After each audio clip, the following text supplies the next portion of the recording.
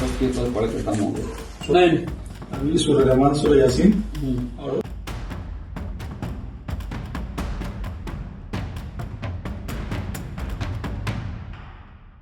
अब्दुल रशीद उर्फ बाबाजान निघाला दुसरा अशोक खरात।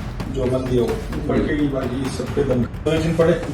फार्म हाऊस आणि तिथल्या विचित्र धार्मिक विधी। सब पे हो गया ना। हाँ ये अलग अलग रखो ऐसा, रहमान ये अलग रखो, शैतानी वाला अलग रखो। जी। श्रद्धेच्या नावाखाली आणखी एक मोठं कांड।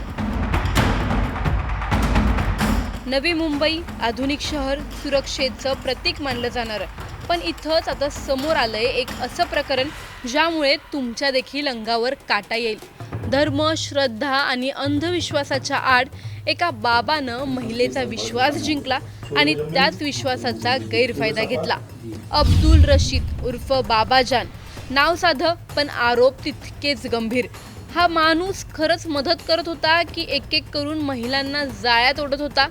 नेमकं हे प्रकरण काय आहे, कसं उघडकीस आलं, सर्व जाणून घेणार आहोत या व्हिडिओमधून। त्यामुळे हा व्हिडिओ शेवटपर्यंत नक्की पहा आणि टाइम्स नाऊ मराठीच्या सर्व माध्यमांना सबस्क्राईब आणि फॉलो करायला विसरू नका।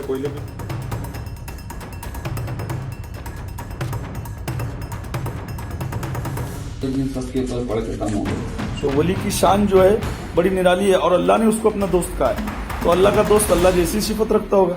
नवी मुंबईतील कळंबोली परिसरात राहणारा अब्दुल रशीद उर्फ बाबाजान याचा काळा चेहरा उघड झाल्यानंतर संपूर्ण परिसरात खळबळ उडाली आहे। श्रद्धा आणि अंधविश्वासाच्या नावाखाली महिलांना जाळ्यात ओढून त्यांच्यावर लैंगिक अत्याचार केल्याचे गंभीर आरोप त्याच्यावर आहेत। ही घटना तेव्हा समोर आली जेव्हा डिसेंबर 2024 मध्ये एका विवाहित महिलेला तिच्या वैयक्तिक आयुष्यातील तणावामुळे मदतीची गरज भासली। पतीसोबत सततचे वाद आणि त्याच्या कथित अनैतिक संबंधांच्या संशयामुळे मानसिकदृष्ट्या खचलेल्या या महिलेनं बाबाजानचा संपर्क साधला। स्वतःला मार्गदर्शक आणि समस्यांवर उपाय देणारा म्हणून सादर करणाऱ्या बाबाजाननं तुझं सगळं दुःख दूर करतो असं सांगत तिचा विश्वास जिंकला आणि तिला रायगड जिल्ह्यातील खालापूर येथील आपल्या फार्म हाऊसवर घेऊन गेला। तिथे धार्मिक विधींच्या नावाखाली तिच्यावर मानसिक प्रभाव टाकून तिचा गैरफायदा घेतल्याचे आरोप आहेत। काही दिवसांनी धाडस एकवटत संबंधित महिलेनं खालापूर पोलीस ठाण्यात तक्रार दाखल केली। त्यानंतर पोलिसांनी तात्काळ कारवाई करत बाबाजानला अटक केली। बरं, या आरोपीचं नेमकं म्हणणं काय आहे ते तरी ऐका। वली कौन होता है ये आप लोग समझ लो, है ना। हर गहरा गहरा नत्थु खैरा, चाहे भले से उसकी मजार बन जाए, चाहे भले से उसकी मीनारा बन जाए, चाहे उसका गुंबद बन जाए, चाहे उसके मानने वाले उसको वली बोले। आज यजीद के मानने वाले भी हैं, यजीद उसकी नस्ल के, उसके खानदान के मानने वाले लोग मौजूद हैं, तो उसके लिए क्या करेंगे, है ना। ये वली बनने के लिए सर्टिफिकेट नहीं है कि मुफ्ती हो, कारी हो, हाफिज हो, मुजद्दिद हो, आला हो, काला हो, ये सर्टिफिकेट नहीं। अल्लाह ने डाकुओं को वली बनाया है, चोरों को वली बनाया है, शराबियों को वली बनाया है। अल्लाह विलायत चाहे जिसको अता कर दे, वो अल्लाह के जिम्मे है। अगर मौलवी के जिम्मे होता तो वो मुजद्दिद बनता, वो वली बनता, फिर अपने बेटे को बनाता, अपने पोते को बनाता, जैसे आज के दौर में हो रहा है।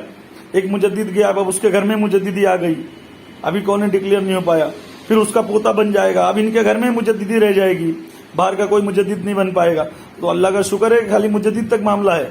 कहीं विलायत का होता तो ये अपने खानदान को वली बना देते, है ना। तो संभल कर रहो ऐसे धोखेबाजों से।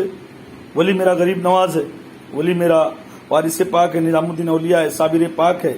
वलियों की शान जाके देखो, गरीब नवाज सरकारों ने गैरों को गले लगाया है। इन्होंने तो मुसलमानों को फिरका बंदियों और मसलकों में बांट कर अलग कर दिया।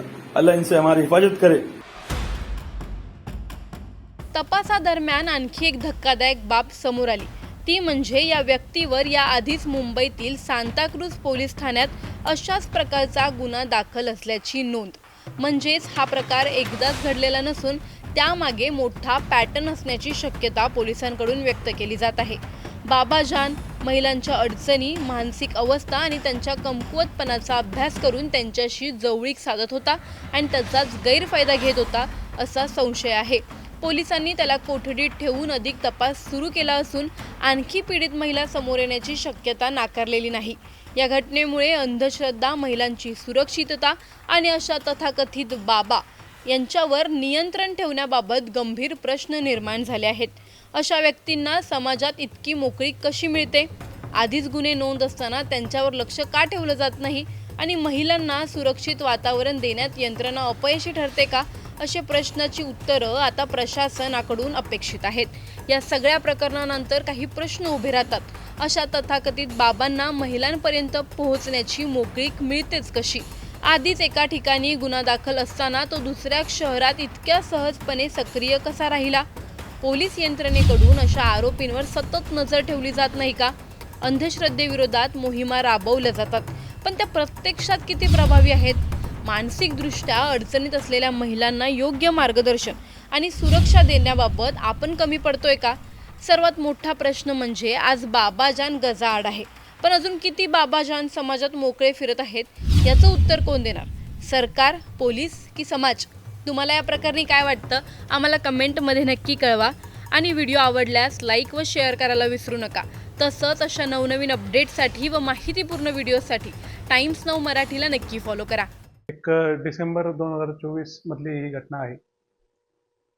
त्याच्यामध्ये एक पीडित तरुणी होती आणि तिचं लग्न झालेलं होतं.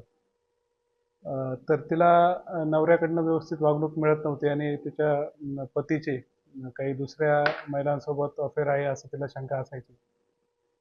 तर ती ह्या त्रासात असल्यामुळे एक अब्दुल रशीद अब्दुल लतीफ शेख उर्फ बाबाजान नावाचा एक बाबा व्यक्ती जो स्वतःला रिलिजियस टीचर म्हणून घेतो, त्याच्याकडे ती सल्ला घ्यायला गेली.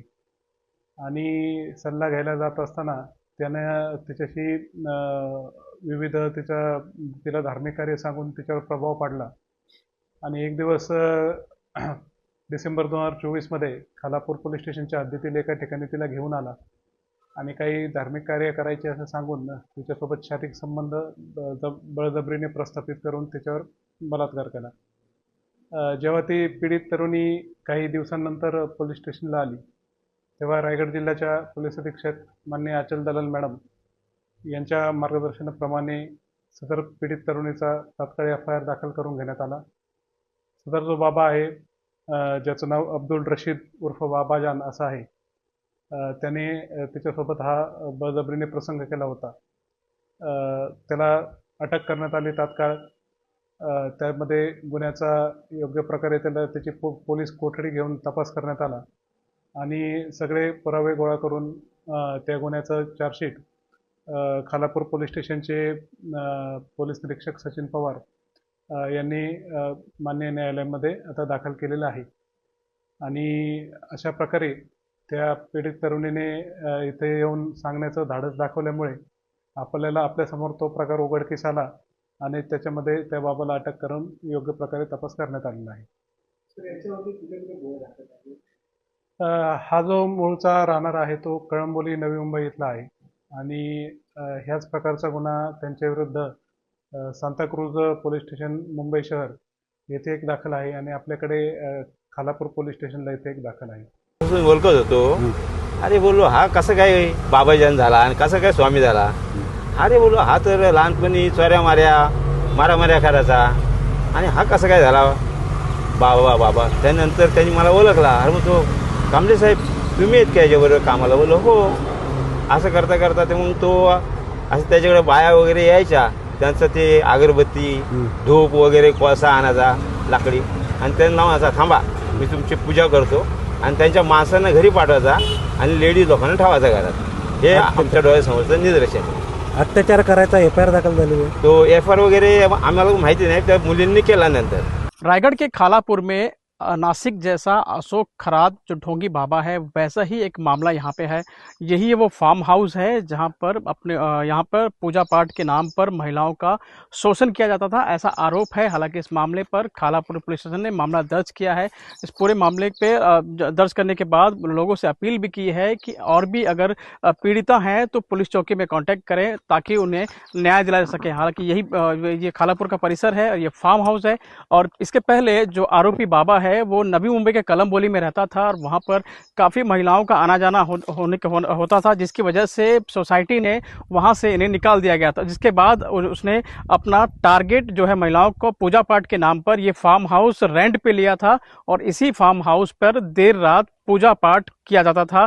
ऐसा इसके बाद गांव वालों को इसकी जानकारी मिली कि लगातार महिलाओं का यहाँ पे आना जाना था देर रात, जिसको लेकर शिकायत की गई। तब एक मामला दर्ज किया गया है, जिसके बाद पूरे मामले पर बाबा को गिरफ्तार किया गया है और भी जांच की जा रही है कि और भी अगर पीड़िता हैं तो वो सामने आए ताकि पुलिस उन पीड़िताओं को न्याय दिला सके। फिलहाल इलाज के नाम पर यहाँ पर जो है ढोंगी बाबा, फर्जी बाबा जो है महिलाओं का शोषण करता था, ऐसा आरोप है। फिलहाल मामला दर्ज है, पुलिस इस पूरे मामले की जांच कर रही है। Sarju Soni, Times Now, Raigad. रायगढ़ के खालापुर में एक फर्जी बाबा का खुलासा हुआ है जो यहाँ पे एक फार्म हाउस रेंट पे लिया था, जिसे वहाँ पर महिलाओं को जादू टोना के बहाने अश्लील हरकत करता था, अपना शिकार बनाता था। हमारे साथ में यहाँ पे निवासी हैं, जानते हैं क्या है पूरा मामला। सर, क्या मामला है, किस तरह से बाबा यहाँ पे आता था, कब आता था और कैसे उस पर ऐसा खुलासा कब हुआ?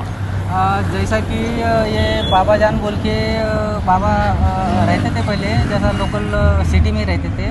बाद में उनको पता ऐसा लगा कि कुछ लोगों को उनसे दिक्कत हो रहा है उनके जो इलाज करने के इससे, तो उन्होंने महड में एक फार्म हाउस में काम करना चालू किया और वो हफ्ते में महीने में 2-3 बार आके ऐसे औरतों का इलाज वगैरह करते थे। और फिर भी हम उनको 1-2 बार देखा हमने भी कि, और बोला कि ऐसा ऐसा कह के लिए आते, तो वो बोलते थे कि इलाज के बहाने से इलाज करने के लिए आते हैं और कुछ उनको बुरी नज़र या बुरी आत्मा का साया है या भूत प्रेत का है, ऐसा वो उतार देने का ऐसा काम चलता है, ऐसा बोलते हैं। अब तक कितने लोगों को लाए थे और ग्राम कैसे लोगों को मालूम चल गया जिस तरह से ये घटना घटी? फिलहाल अभी इस मामले में मामला दर्ज किया गया है।